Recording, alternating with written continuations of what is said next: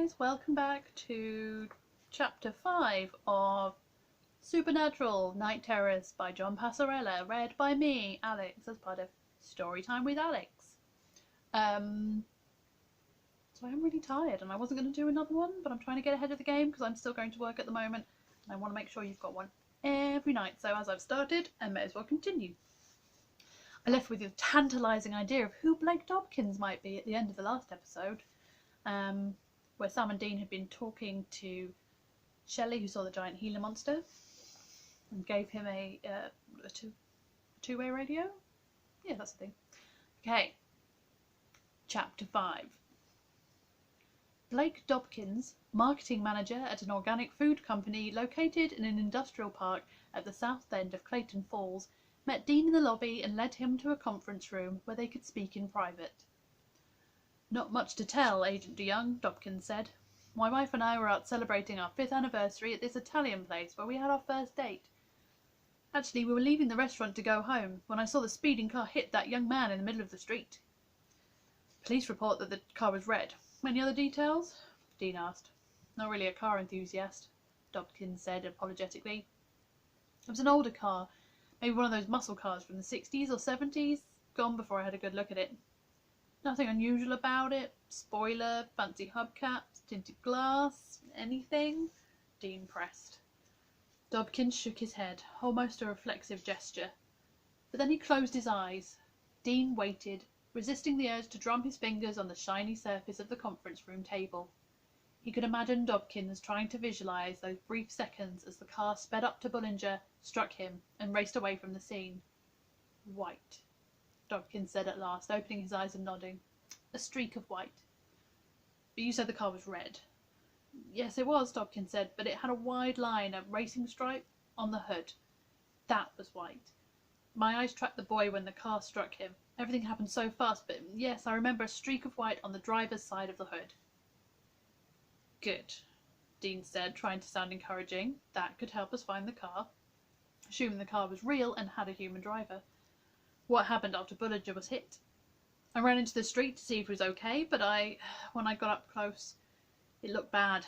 I called for an ambulance, but before he died." "Bullinger spoke to you?" "He said nobody was driving. Didn't make sense, but considering his condition, I wasn't surprised." "Were those his exact words?" "He said, 'Nobody's driving.' That's all I heard." Sam flashed his FBI credentials at the front door of the Clayton Falls Child Care Centre and was buzzed in by a middle-aged woman with frizzy brown hair and a distracted demeanour. She introduced herself as Mary Horton, the manager. She wore a white smock with dozens of colourful giraffes silhouetted across it. They stood in the middle of a spacious room with scattered activity centres for children, including a mini puppet show theatre, art supplies and easels, a stocked bookcase, jigsaw puzzles, blocks and bins filled with toys and action figures. All the tables and chairs were scaled down for children, but the room was empty. Judging from the commotion Sam heard out back, they were all enjoying the playground equipment. "Oh no, this isn't about a kidnapping, is it?" Mary Horton said, eyebrows dancing with concern. "No, Miss Horton," Sam said. "I'm here to talk to Linda Dobkins." "She's not in any sort of trouble, is she?" "I have a few questions about an accident she witnessed." "Oh, yes, she told me about that. Horrible. Who could do such a thing?" "That's what we're trying to figure out. Wait here, I'll get her," she said. "One of us has to stay with the children at all times." Sam followed her to the back door and waited there in relative silence. Mary talked to a younger woman with a blonde ponytail, wearing a white smock with monkey silhouettes over faded jeans and sneakers. Compared to the chaotic appearance of her boss, Linda Dobkins seemed almost serene in the middle of the childhood frenzy whirling around her, kids racing from sliding boards to swings to seesaws and back again. Linda nodded, brushed her hands on her jeans, and came in through the back door. She offered her hand. "Agent Shaw, right?" "Yes." "Well, you know who I am, obviously," she said, flashing a smile. "Of course I want to help, but I'm afraid I told the police everything I saw, or rather, didn't see." "The disappearing car." "Yes," she said, crazy as that sounds. "Tell me everything you saw, from beginning to end." "My husband and I, were leaving the restaurant. I heard the roar of the car's engine. I swear the car accelerated, like the driver was trying to hit that boy. It was a split second, a flash of motion, then the impact. I was shocked, stunned, but Blake ran out there to help. No hesitation. I tried to get a look at the driver, but the car was already past me, so I tried to catch the license plate number, even part of it. I've seen television shows where a few digits are enough to find a car. Did you see any digits? No, she said and frowned. I mean, it was a second or two at most. Before my eyes could focus on the license plate, the car vanished. You're sure about that? Sam noticed several of the children had become curious about his presence, pressing their faces against the glass door for a better look. One girl, about 5 years old, waved at him. A boy not much older stuck out his tongue. Mary Horton took notice, rushed up, and shooed them away from the door. Yes, I'm sure, Linda said. The car started to turn the corner. I was losing my angle on the license plate, and then it was like winked out of existence. Blake thinks I must have looked away, distracted by the injured boy, but I never took my eyes off the car from the time I tried to catch the license number. Could another vehicle have passed between you and the car? No, she said. Traffic was light. No other cars or trucks passed by during the few seconds before, during, and after the accident. I see. You think I'm crazy, don't you? For what it's worth, Sam said. I don't. Timing was everything. Dean managed to snag a corner booth in CJ's diner before the sizable dinner crowd rolled in. Considering how popular the place was, he had high hopes for the quality of his ordered cheeseburger and fries. Sam arrived at the tail end of the rush, spotted Dean from across the crowded restaurant, and joined him. Quiet little place, he said. Till about 10 minutes ago, Dean replied. Who knew? Their energetic waitress, Betsy according to her name tag, arrived with 2 identical plates, smiling broadly as she placed them down on the formica table. Careful, boys, she said amiably. Food's hot, and so are the plates. Dean nodded at the food. Kept it simple, ordered 2 of everything. Which, if I don't eat, gives you 2 of everything? Come on, Dean said. It's a burger. Won't kill you. Look, she put lettuce on it. After a moment, Sam shrugged. Fine. But next time, I order.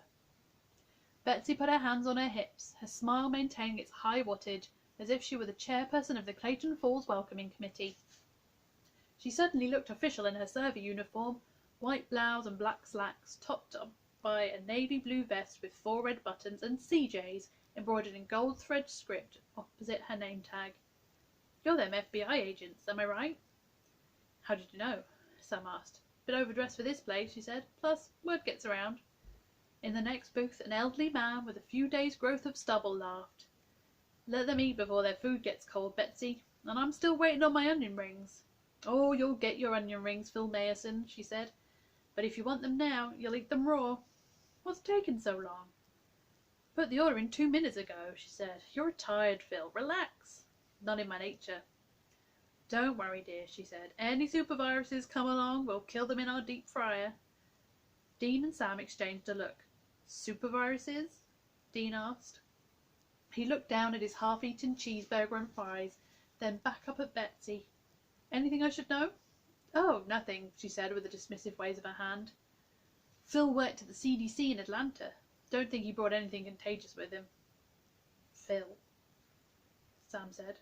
Dean could see the wheels turning. Microbiologist, Meyerson said. Retired 7 years ago. The only contagious thing I've had since then was a nasty head cold. Now look at this. My coffee cup is empty.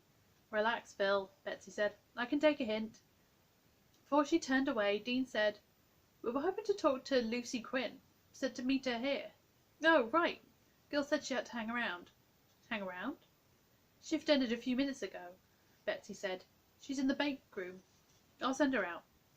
After Betsy left for a coffee pot, Meyerson slid out of his booth and headed towards the restroom. Dean took the opportunity to compare notes with Sam. Anything new from Linda? Sam finished a fry and shook his head. Nothing that wasn't in the police report.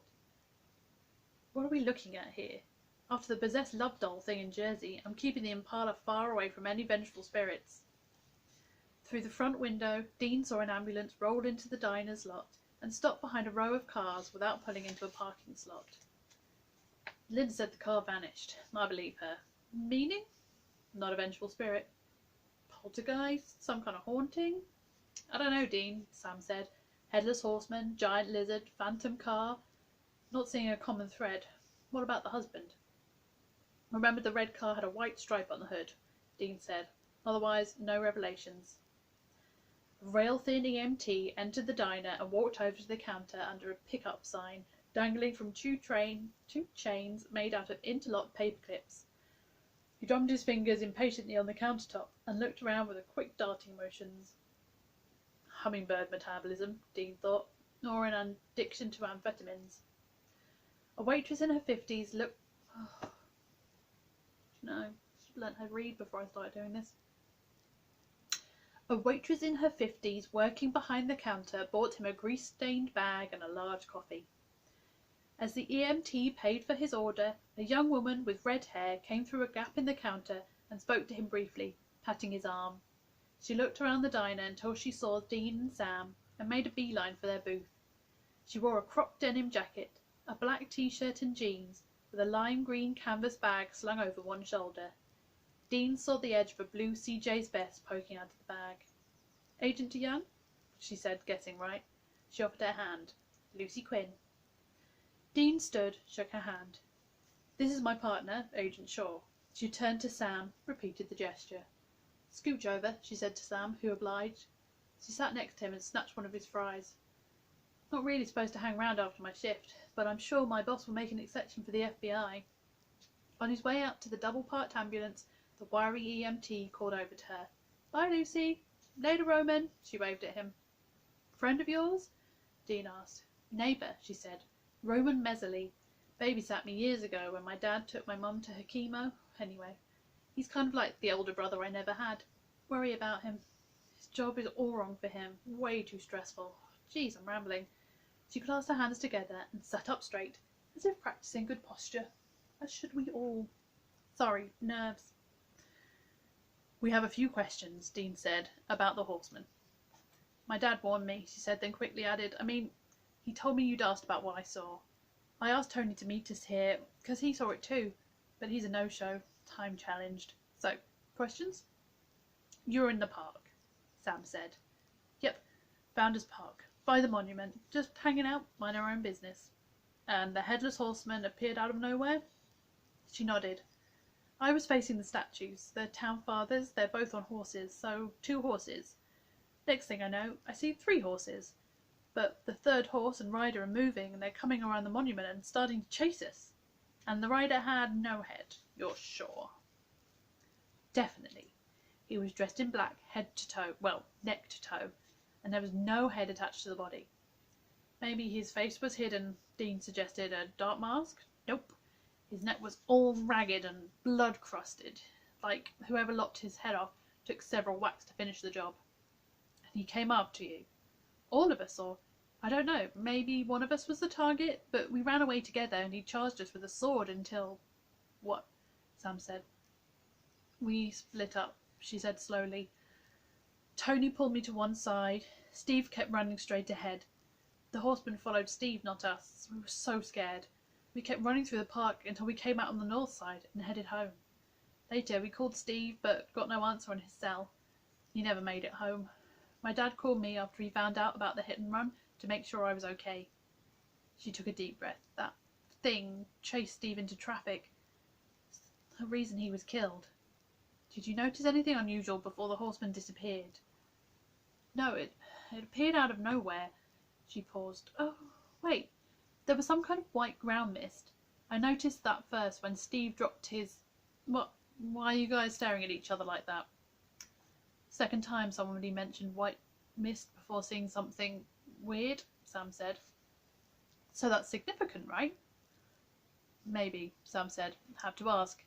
Any illegal substances involved where you were hanging out in the park? Drugs? No, she said defensively. Steve swiped some beer from home, but I didn't have any. Wasn't in the mood. I was thinking about... She shook her head, as if she was mentally shifting gears. I was sober. Completely. Your father tell you the car that hit Steve vanished? He asked. No, she said. He said it was a hit and run. Steve was in the wrong place at the wrong time. Vanished how? Into thin air, Sam said, according to a witness. What's going on? She asked. Things appearing and disappearing? She leaned forward and whispered, My father said you guys think a terrorist is testing a hallucinogen. Dean tried to hide his surprise. He told you that? Yep, she said, still hushed. He's all about total communication with his daughter. Figures I'll reciprocate, she shrugged. But he sounded sceptical. We got that, Sam said. Whatever it is, you think the car is connected to the Headless Horseman? Possibly. But what do they have in common? Anything weird about the car? Before he died, Steve said the car had no driver. Hadn't heard about that either, Lucy said somberly. Horseman without a head, car without a driver. Otherwise, it seemed like a normal red car, with a white stripe on the hood, Dean added. Lucy grabbed Dean's wrist, her green eyes widening. What? Red car with a white stripe, he repeated. Her grip tightened. Oh my God, what kind of car? Is that important? What kind? Older model, Dean said. Muscle car. 60s or 70s, that's all we know. Could it have been... No, that's not possible. It's crazy. What? A 68 Dodge Charger? Maybe, Dean said. Why? Have you seen it? Lucy released Dean's wrist. She glanced down at the table, nibbled on the edge of her thumbnail. When she spoke again, her voice was so soft Dean had to strain to hear her words. That was Teddy's car. Before Dean could ask about Teddy, she slipped out of the booth, rushed across the diner and out the door without looking back. Ooh. That's the end of chapter 5. Tune in next time to hear Dean say, Damn, that cheeseburger was good.